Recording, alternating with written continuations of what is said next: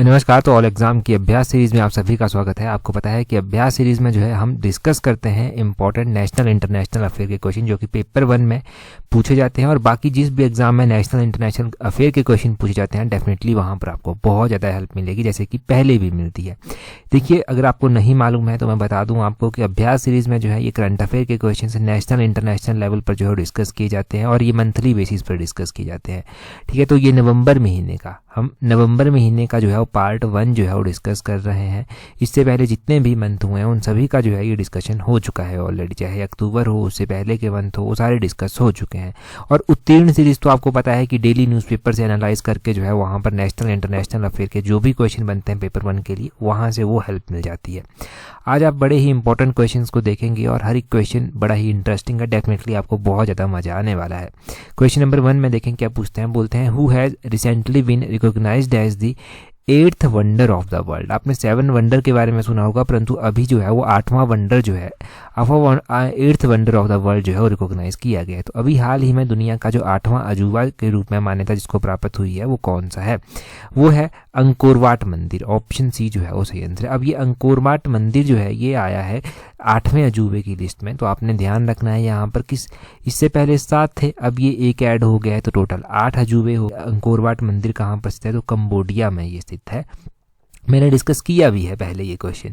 अगला क्वेश्चन देखते हैं हमारे पास क्या पूछा गया है। नेक्स्ट क्वेश्चन में बोलते हैं who has become the 4th Indian to honoured with Pakistan highest civilian award. तो बोलते हैं पाकिस्तान के सर्वोच्च नागरिक पुरस्कार से सम्मानित होने वाले चौथे भारतीय कौन बने हैं?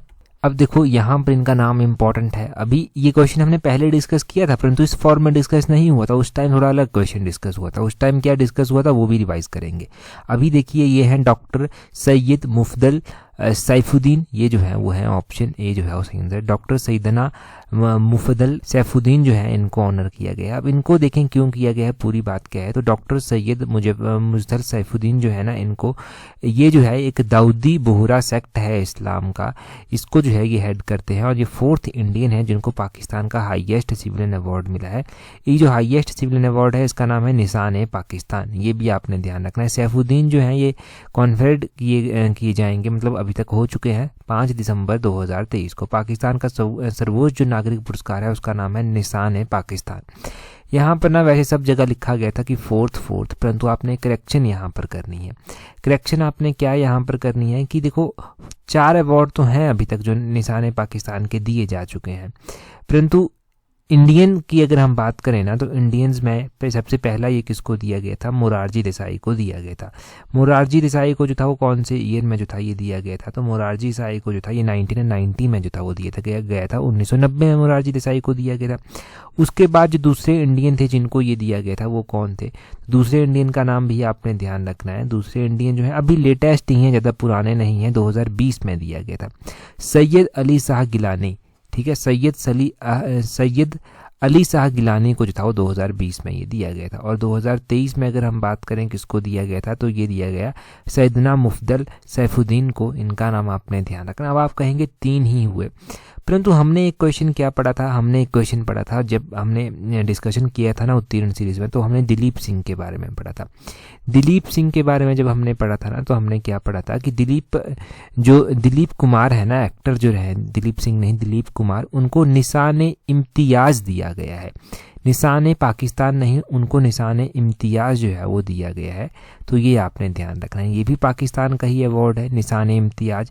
ओनली इंडियन है जिनको निशान इम्तियाज़ जो है वो मिला है, दिलीप कुमार। ये आपने ध्यान रखना। तो दिलीप कुमार का हो गया, और 3 अलग से निशान पाकिस्तान के हो गए, तो 4 टोटल हो गए जिनको अभी तक पाकिस्तान के ये अवार्ड जो है वो मिल चुके हैं। ये नाम लिखा गया है, हिंदी में देख लेना प्रोनाउंसिएशन का, सैयदना मुफदल सैफुद्दीन, ये इनका नाम है। तो इनके बारे में डेफिनेटली 2 नंबर का क्वेश्चन यहाँ से बनेगा। ये जो फर्स्ट हमने 2 क्वेश्चन डिस्कस किए ना, यहाँ से डेफिनेटली क्वेश्चन देखने को मिलेगा एग्जाम में। अगला क्वेश्चन देखें क्या बोलते हैं। विच state of India will host the men's hockey world cup 2023। तो बोलते हैं भारत का कौन सा राज्य जो है वो पुरुष हॉकी विश्व कप 2023 की मेजबानी करेगा। तो देखो किस राज्य ने ये कहा है कि हम पुरुष हॉकी विश्व कप 2023 की मेजबानी करेंगे? ये उड़ीसा ने कहा है। ऑप्शन बी जो है वो सही आंसर है। भारत का कौन सा राज्य है जो पुरुष हॉकी विश्व कप की मेजबानी करेगा? उड़ीसा है। यहाँ से इतना ही क्वेश्चन है, क्योंकि अभी आगे खेलों के बारे में और भी क्वेश्चन आएंगे।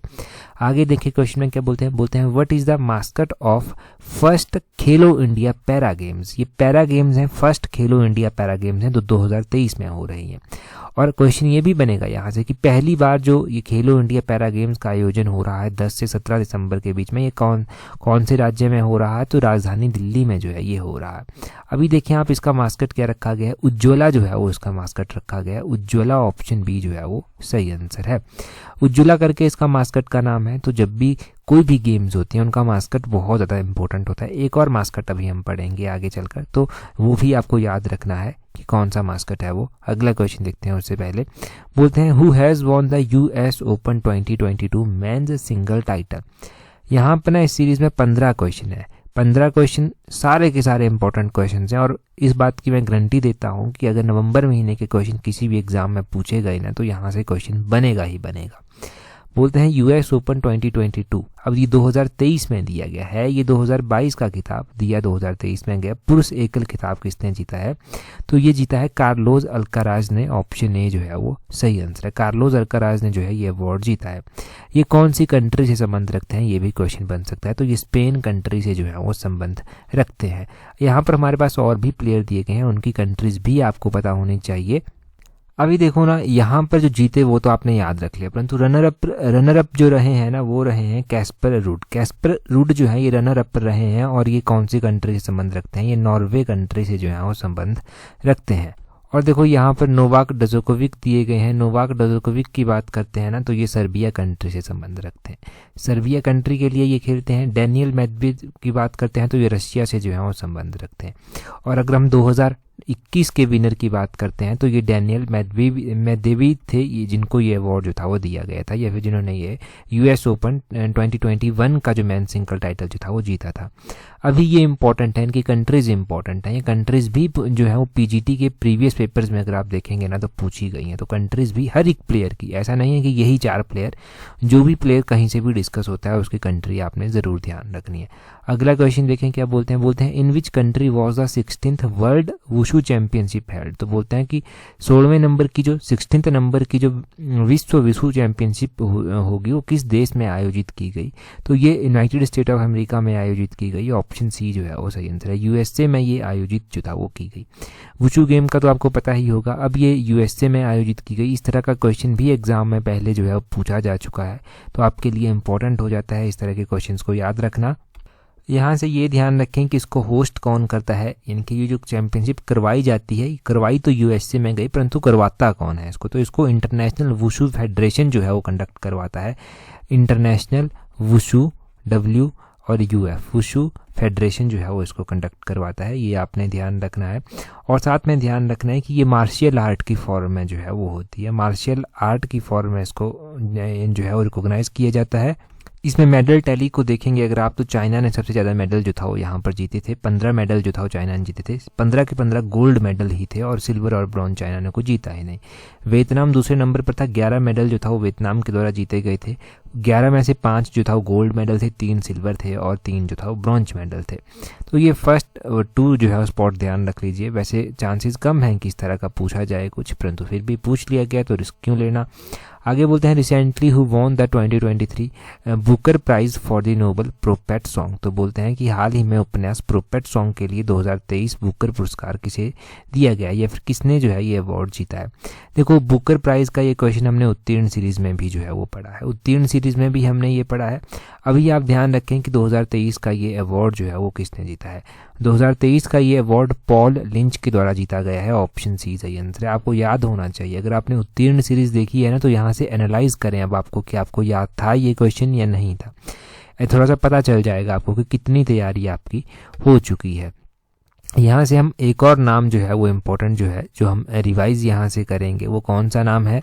यहाँ पर जो है ये पेरुमल मुरुगन का नाम जो है वो इम्पोर्टेंट है। इनको जो है वो JCB प्राइज़ दिया गया है। JCB प्राइज़ जो है, JCB प्राइज़ लिटरेचर के लिए इनको दिया गया है, और इनका जो काम था फायर बर्ड, इसके लिए जो है इनको दिया गया है।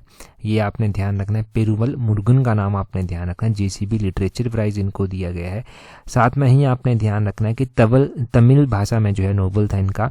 और नाम मैंने आपको बता दिया, इसका नाम क्या था, फायर बर्ड करके, ये आपने ध्यान रखना है, फायर बर्ड करके जो था वो इसका नाम था। तो ये आपको पता होना चाहिए था क्वेश्चन। ये दोनों क्वेश्चन हमने पहले पढ़े हैं, तो ये दोनों क्वेश्चन अगर आपको याद थे तो मतलब आपकी तैयारी अच्छी है, आप चीज़ों को अच्छे से याद रख रहे हैं। अगला क्वेश्चन देखिए, ये प्रीवियसली रिवाइज नहीं हुआ है। बोलते हैं in which state has the famous ghol fish been given the status of state fish. तो बोलते हैं कि घोल फिश को जो है, ये प्रसिद्ध है ना घोल मछली, इसको जो है किस राज्य के द्वारा राजकीय मछली का दर्जा जो है वो दिया गया है। अब देखो राजकीय मछली का दर्जा दिया गया है तो इम्पोर्टेंट हो जाता है, ठीक है, तो इम्पोर्टेंट हो जाता है। आपने ध्यान रखना है कि इसको गुजरात के द्वारा जो है वो राजकीय मछली का दर्जा जो है वो दिया गया है। ऑप्शन बी सही आंसर है। अब गुजरात ने इसको जो है वो राजकीय मछली का जो है वो दर्जा दिया है। यहाँ से क्या क्या क्वेश्चन बनेंगे, आपने ध्यान रखना है कि जो national aquatic animal of India है वो क्या है। तो इंडिया का जो नेशनल एक्वेटिक एनिमल है वो क्या है, जिसको राष्ट्रीय जलीय जीव भी कहते हैं। क्या कहते हैं हिंदी में इसको, आपने ध्यान रखना है कि इसको राष्ट्रीय जलीय जीव जो है वो कहा जाता है। जल में रहने वाला ये जीव है और इसका क्या नाम है, इसका नाम है, जो गंगा में डॉल्फिन पाई जाती है उसको जो है ये स्टेटस दिया गया। और सिसु जो है वो इसको कहते हैं, सिसु इसको कहा जाता है, सुसु सॉरी SUSU, सुसु करके जो है वो उसको कहा जाता है। और ये गंगा रिवर डॉल्फिन का आपने ध्यान रखना है, national aquatic animal of India है। ये मोस्ट इंपॉर्टेंट हो गया। गुजरात का जो घोल मछली है, गुजरात ने उसको स्टेट फिश का जो है वो दर्जा दिया है। गुजरात के बारे में ये आप ज़रूर ध्यान रखें कि गुजरात का जो स्टेट फ्लावर है ना, स्टेट फूल जो यहाँ का है वो है मैरीगोल्ड। यहाँ का स्टेट ट्री जो है वो बनाना ट्री है। और यहाँ का स्टेट बर्ड जो है वो ग्रेटर फ्लेमिंगो है, ये आपने ध्यान रखना है। स्टेट एनिमल जो यहाँ का है वो एशियाटिक लाइन है, वो भी आपने ध्यान रखना है। तो ये यहाँ के ना कुछ आपने इंपॉर्टेंट स्टेट के जो मोटो हैं इंपॉर्टेंट, वो आपने ध्यान रखना है। स्टेट के जो अलग, स्टेट का मोटो भी है वैसे इनका अलग से, वो सत्यमेव जयते है, वो भी ध्यान रखें। गुजरात का स्टेट मोटो क्या है, सत्यमेव जयते हैं। यहाँ का हमने state motto, state bird, state fish, state flower, state tree, ये सब जान लिया। तो ये सब आपको याद होना चाहिए, इनमें से कुछ भी गलत ना हो एग्जाम में अगर पूछा जाए। अगले क्वेश्चन में देखें, बोलते हैं which country has named the cyclone Michaung formed in the Bay of Bengal. तो बोलते हैं कि जो अभी हाल फिलहाल में चक्रवात माइकोंग जो आया है ना, वो किस देश ने इसको ये नाम दिए थे, हमने डिस्कस किया है। अभी जल्दी से सोचिए आप इसका आंसर कि ये जो साइक्लोन आया था इसको नाम दिया गया है म्यांमार कंट्री के द्वारा। ऑप्शन ए सही आंसर है। हमने वहाँ पर किस तरह से इसको प्रोनाउंस किया था, हमने मिचोंग करके जो था वो पढ़ा था उस टाइम, तो ये कंफ्यूज ना हो जाए कि अलग अलग नाम है, ये एक ही नाम है, मिचोंग हो गया, मिकोंग हो गया, इस तरह से लिखते हैं इसको। अभी आपने ये जान लिया कि साइक्लोन मिचांग जो है ना, ये बंगाल की खाड़ी में बना साइक्लोन था और इसको जो है वो नाम दिया गया म्यांमार कंट्री के द्वारा। साइक्लोन्स के बारे में क्वेश्चन एग्जाम में पूछे गए हैं। साइक्लोन्स के बारे में क्या क्वेश्चन एग्जाम में पूछे गए हैं वो भी आपको पता होना चाहिए। एक तो ये पूछ लेते हैं कि इंडियन ओशियन में जो है वो क्या कहते हैं, जो चक्रवात आता है उसको साइक्लोन ही बेसिकली कहा जाता है, ठीक है, ये आप ध्यान रखें। और दूसरा अलग अलग कंट्रीज़ के बारे में पूछा जाता है, ठीक है। तो क्वेश्चन क्या पूछा जाता है कि जो गल्फ ऑफ मैक्सिको और कैरिबियन सी है वहाँ पर जो है वो साइक्लोन को क्या कहते हैं, वहाँ पर साइक्लोन को हरिकेन्स के नाम से जो है वो जाना जाता है। हरिकेन्स के नाम से जाना जाता है गल्फ ऑफ मैक्सिको में, ये आपने ध्यान रखना है, और कैरिबियन सी में, ये आप नोट करें। और अगर हम बात करें यूएसए में क्या कहते हैं, तो यूएसए में भी जो है वो हरिकेन सी कहा जाता है। टाइफून के नाम से चाइना में जाना जाता है, ऑस्ट्रेलिया में विली विली के नाम से जो है वो जाना जाता है, और साइक्लोन अपने इंडियन ओशियन में कहते हैं, ये आपने ध्यान रखना है। तो ये हमने साइक्लोन्स के बारे में बेसिक सा जान लिया। यहाँ से क्वेश्चन बनता है एग्जाम में, हमीरपुर बोर्ड ने बहुत बार यहाँ से क्वेश्चन पूछे हैं और आने वाले कर्मचारी चयन आयोग भी यहाँ से क्वेश्चन पूछेंगे। अगला क्वेश्चन देखें, बोलते हैं what is the name of 37th national game mascot which was unveiled recently in Goa. अब ये बात हो रही है नेशनल गेम के मास्कट की। नेशनल गेम का मास्कट जो है आपने ध्यान रखना है, अभी गोवा में जो है ये क्या किया गया, इसको इनॉग्रेट किया गया, और नेशनल गेम्स 2023 का जो मास्कट है ना वो है मोगा। ऑप्शन ए जो है वो सही आंसर है। हर एक गेम का ना नेशनल मास्कट जो है वो बनाया जाता है। आपको पता है कि इस बार जो बनाया गया है नेशनल गेम्स का वो मोगा बनाया गया है। और होस्ट सिटी कौन सी है नेशनल गेम्स को जो होस्ट कर रही है 37 नंबर के, वो गोवा सिटी है। गोवा सिटी जो है वो इसको होस्ट कर रही है, ये आपने ध्यान रखना है। कौन से नंबर की ये गेम्स हैं, तो 37वें नंबर की ये गेम्स हैं। ये बेसिक पॉइंट हैं जो क्वेश्चन में से ही बनते हैं, तो ऐसा नहीं है कि ज़रूरी है मास्कट ही पूछा जाए। पूछ सकते हैं कि 37वें नंबर की गेम्स को किसने होस्ट किया, गोवा ने होस्ट किया। और किसने इसको इनॉग्रेट किया, तो इसको इनॉग्रेट किया गया था प्राइम मिनिस्टर नरेंद्र मोदी जी के द्वारा। और गोवा के चीफ मिनिस्टर कौन है, गोवा के चीफ मिनिस्टर हैं डॉक्टर प्रमोद सावंत। प्रमोद सावंत जो है ना, इनके द्वारा ही इस मोगा को जो है वो इनॉग्रेट किया गया या फिर अनवील किया गया, ये आपने ध्यान रखना है। मोगा जो है एक कोंकणी लैंग्वेज का नेम है जिसका मतलब होता है लव। लव जो है वो उसका मतलब होता है कोंकणी भाषा में, ये भी आपने ध्यान रखना है।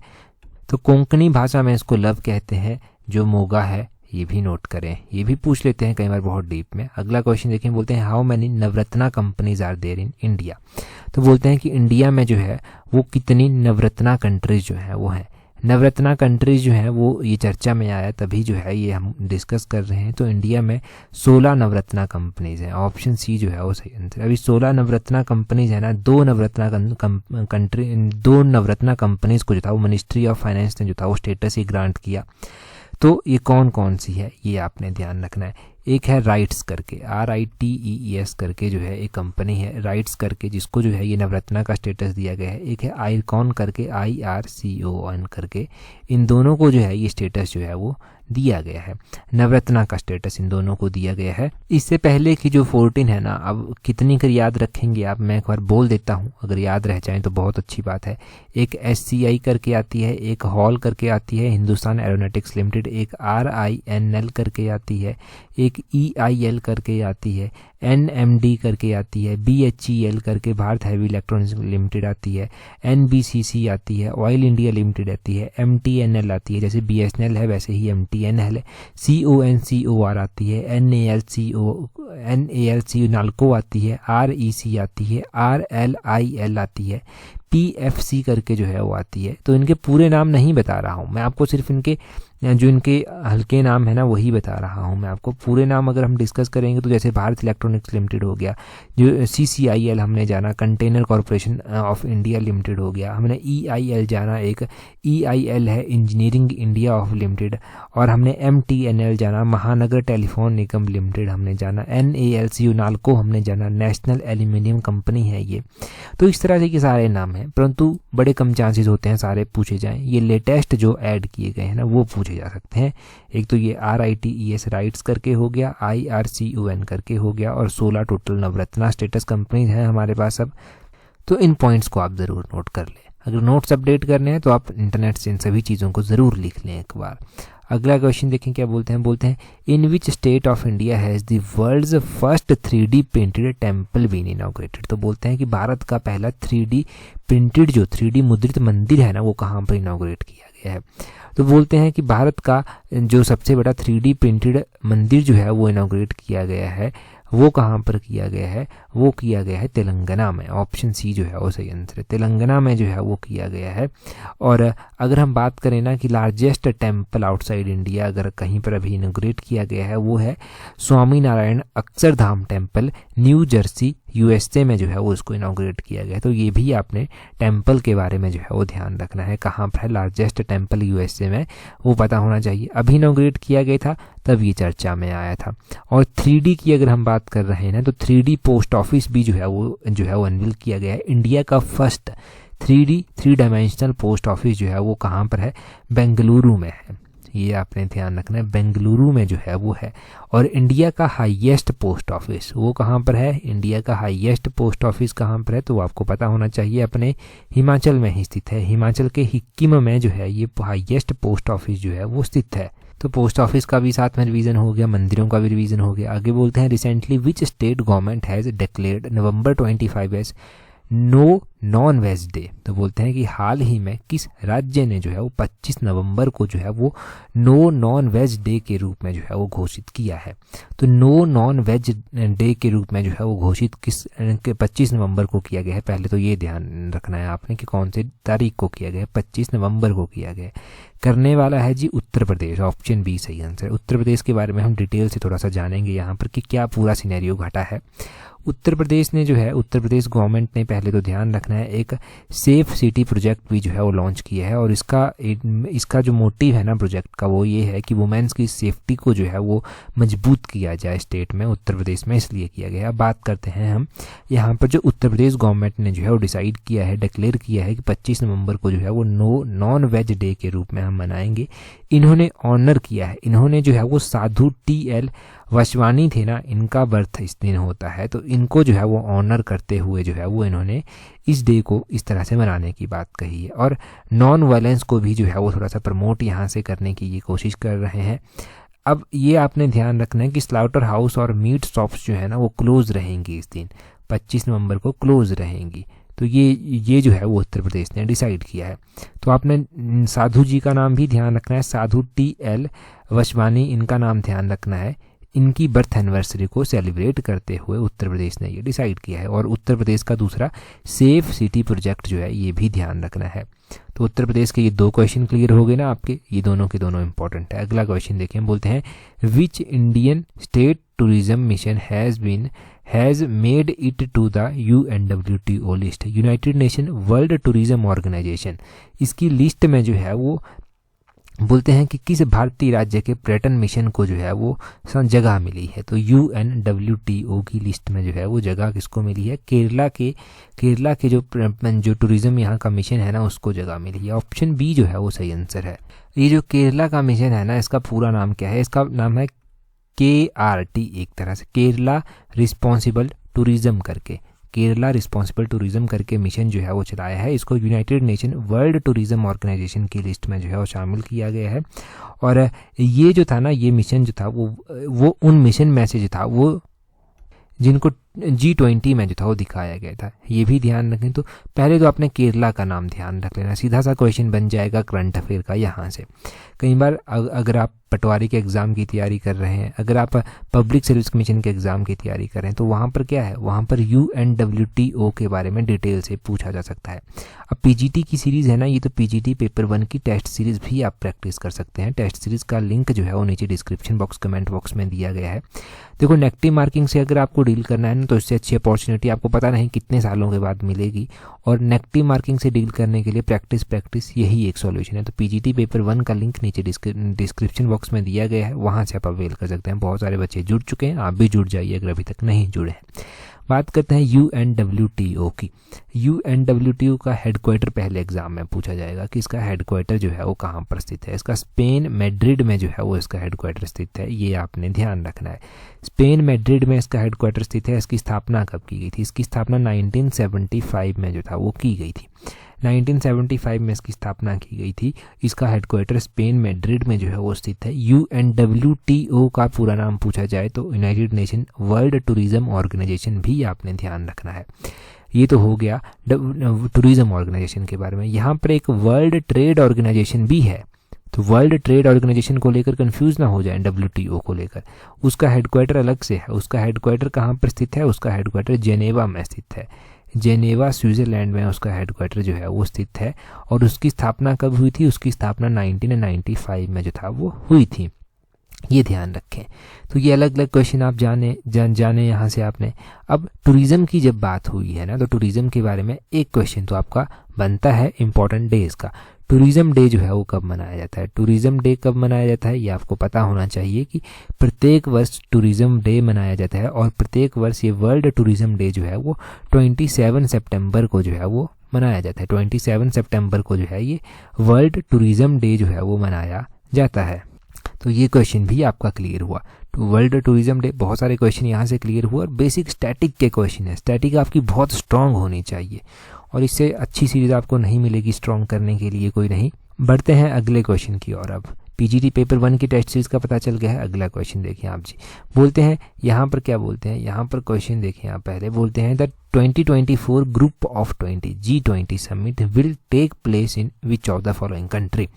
तो बोलते हैं कि 2024 का जो G20 शिखर सम्मेलन है वो कौन सी कंट्री में जो है वो होस्ट किया जाएगा, या फिर कौन सी कंट्री जो है वो इसको होस्ट करेगी।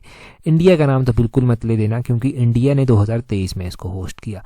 अब इंडिया से जो प्रेसिडेंटशिप किसी कंट्री के पास गई, वो कौन सी कंट्री के पास गई? वो गई ब्राज़ील कंट्री के पास। ऑप्शन बी जो है वो सही आंसर है। ब्राज़ील कंट्री के पास 2024 की जो है वो प्रेसिडेंटशिप जो है वो गई, ये आप ध्यान रखें। G20 में ना अभी जब इंडिया की अध्यक्षता में ये हुआ तो अफ्रीकन यूनियन को, AU को जो था वो यहाँ पर ऐड किया गया, अफ्रीकन यूनियन को, ये भी आपने ध्यान रखना है। और आपने साथ में क्या ध्यान रखना है जी, आपने ये ध्यान रखना है कि G20 ना ये रिप्रेजेंट करता है 80% ऑफ ग्लोबल जीडीपी को, 75% ऑफ एक्सपोर्ट को और 60% ऑफ वर्ल्ड पॉपुलेशन को। ये ध्यान रखें, 80% ये ग्लोबल जीडीपी को रिप्रेजेंट करता है, 75% ये एक्सपोर्ट को रिप्रेजेंट करता है और 60% जो है वर्ल्ड की पॉपुलेशन को रिप्रेजेंट करता है। G20 का मतलब क्या हुआ, जिसमें जो भी कंट्रीज आती हैं, अफ्रीकन यूनियन वैसे इसमें ऐड कर दी गई है तो G21 इसको कहा जाना चाहिए एक तरह से, परंतु अभी G20 करके ही हमने सब जगह पढ़ा है तो G20 ही मान के चलेंगे। अफ्रीकन यूनियन को अभी ऐड किया गया है, वो पता होना चाहिए। अभी क्वेश्चन देखें, ये क्वेश्चन इंपॉर्टेंट है। एक्सरसाइज हरिमाऊ शक्ति held between Indian army and which of the following country. इससे पहले की जो एडिशन है ना इस सीरीज़ की, उसमें ये क्वेश्चन डिस्कस हुआ था, तो वो अक्टूबर महीने की सीरीज़ थी, उसमें ये डिस्कस हुआ था। अभी आपको कमेंट करके इसका आंसर बताना है। अलाइड सर्विसेज की टेस्ट सीरीज़ अगर आप प्रैक्टिस करना चाहते हैं ना, तो अलाइड सर्विसेज की टेस्ट सीरीज़ का लिंक भी जो है वो नीचे डिस्क्रिप्शन बॉक्स, कमेंट बॉक्स में दिया गया है। पोस्टें तो अलाइड सर्विसेज की आएंगी क्योंकि कैबिनेट ने अप्रूव कर दी है, किसी भी टाइम पोस्टें आ सकती हैं और अच्छी मात्रा में पोस्टें देखने को मिलेंगी। तो टेस्ट सीरीज़ प्रैक्टिस करनी है तो लिंक नीचे डिस्क्रिप्शन बॉक्स, कमेंट बॉक्स में दिए गए हैं, आप हमें ईमेल भी कर सकते हैं। टेलीग्राम पर अगर अभी तक ज्वाइन नहीं किया है, टेलीग्राम पर ज्वाइन करने के लिए अपने टेलीग्राम से @TOEFL-exam31 करके जो है वो सर्च करना, आपको हमारा टेलीग्राम चैनल जो है वो मिल जाएगा। टेलीग्राम पर ज़रूर ज्वाइन कर लें अगर अभी तक नहीं किया है आपने। डेफिनेटली हर एक इंपॉर्टेंट अपडेट आपको यहाँ पर मिल जाती है जो एग्जाम में आपकी हेल्प करती है। That's all for today. Thank you very much for watching and listening it very patiently.